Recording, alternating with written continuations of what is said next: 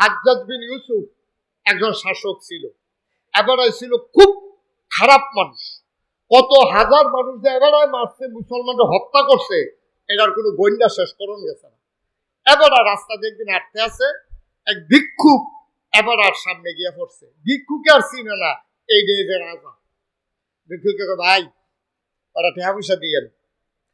তখন হাজ্জাজ বিন ইউসুফ মনে মনে কয়েকটা জায়গা চিনছে না রে, উবাই হমান করে লাইলাম তা আমার কাছে টাকা খুঁজে।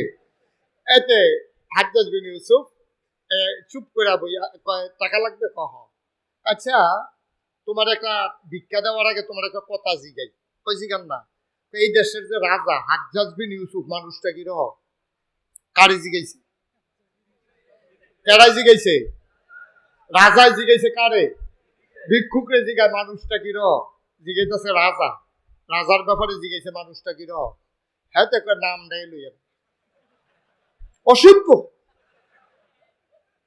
তার কথাটাই কইেন না। তার এ দেশটার ভিতরে তামা তামা করে লাইছে কে, কত হুজুর যে তে মারছে, তার কথা আর কইেন। এখন হাজ্জাজ বিন ইউসুফ রাজা তো তারা তারা আন্টার মতো আত্মচিত্ত গিয়া না।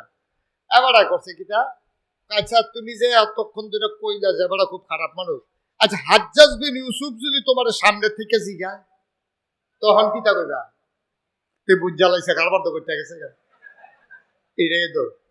আর খুব যেটা বাড়ি চলবে এটা তুললে আবার ফাটাই দিব, এই বুঝ জ্বালাইছে ধরা তো খাই আলাইছি রে।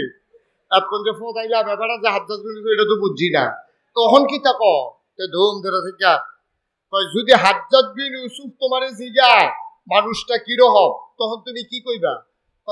আমি কয়াম যে সপ্তাহে আমার 2 দিন মাথা খারাপ থাকে, আজ ফইলা দিন।